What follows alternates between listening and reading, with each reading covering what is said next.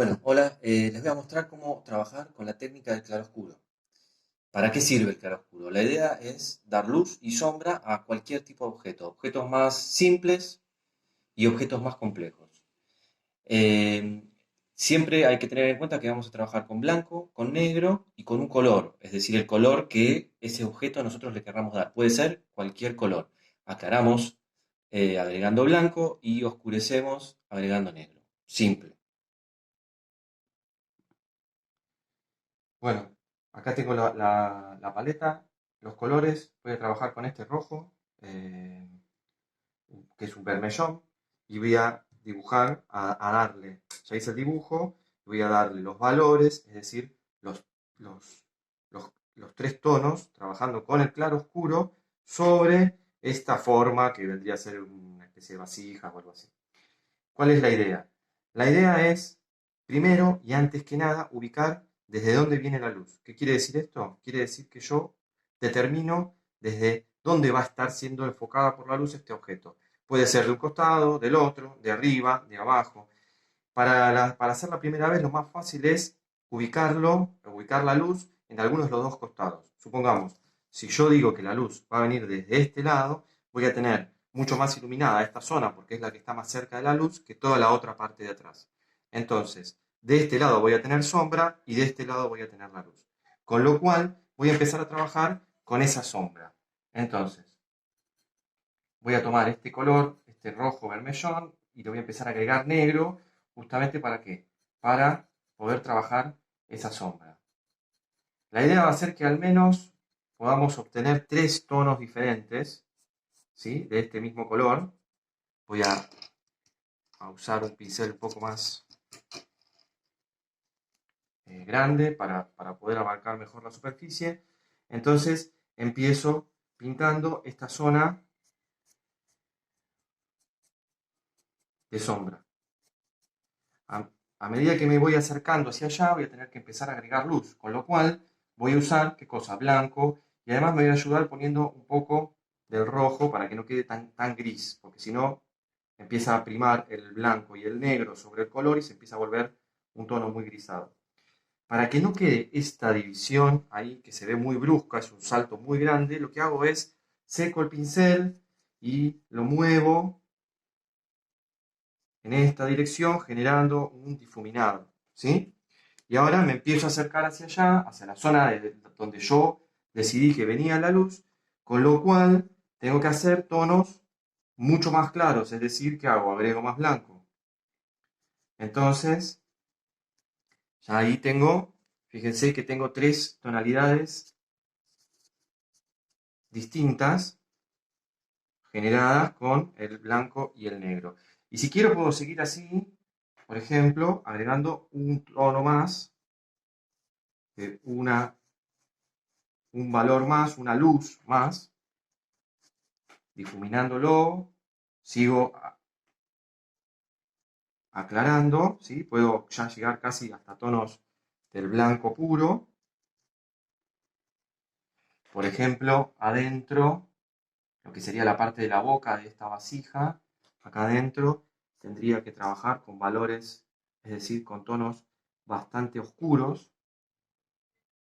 Lo difícil de esto que es que no se te iguale el tono, un tono con el otro. Entonces yo puedo ir haciendo detalles. La idea es no utilizar o no abusar, digamos, demasiado de la línea. Yo acá voy a trabajar como con un pequeño borde, jugando con esta idea de que algunas de esas vasijas tienen un borde, para poder diferenciar también la parte interna de la parte de afuera.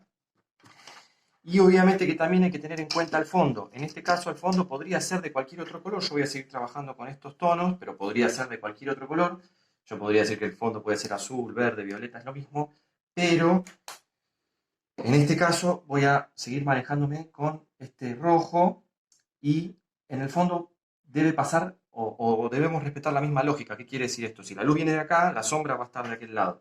Entonces voy a hacer la sombra, que podría ser una especie de sombra proyectada acá abajo, y ya después, como la luz viene de arriba, esta parte ya debería de ser un poquito más clara, la voy a empezar aclarar, igual que hice antes. Lo que pasa que acá, ¿qué es lo que tengo que considerar? Como yo estoy usando el mismo color, si uso otro color es un poco más fácil, pero porque se va a diferenciar solo, ¿no?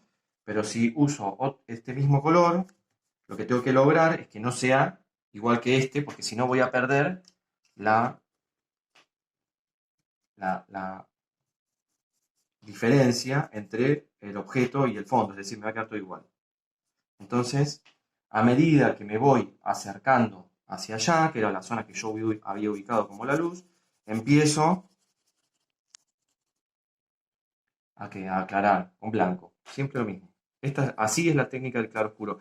Obviamente que hay otros métodos para aclarar, que no es el claroscuro, pero bueno, eso lo veremos más adelante, seguramente son un poquito más complejos. Quizás esta es la técnica más simple, aunque no es fácil, ¿no?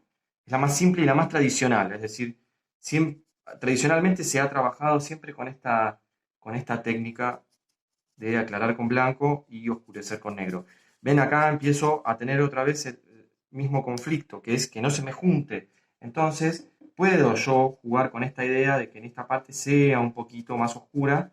¿Para qué? Para que no estos valores no se me peguen, esos tonos no se igualen y empiezo yo a perder la diferencia entre un objeto y el fondo. ¿Sí? Entonces ahora, por ejemplo, voy a oscurecer, esto ya es demasiado, entonces acá me doy cuenta que lo hice demasiado oscuro porque está muy parecido al otro lado y lo empiezo a aclarar. Es decir, este tipo de técnicas también lo que tienen es que nos permiten ir corrigiendo a medida que uno va trabajando.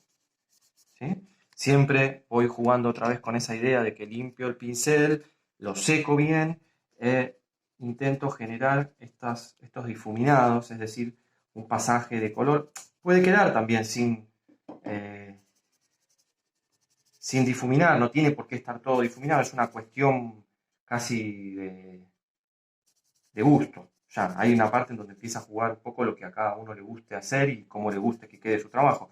Si quieren que sea un trabajo un poco más refinado, ¿sí? O delicado, sí se puede como difuminar y si no va a quedar un trabajo más expresivo que también va a estar muy bien y puede ser incluso más interesante que de la otra manera.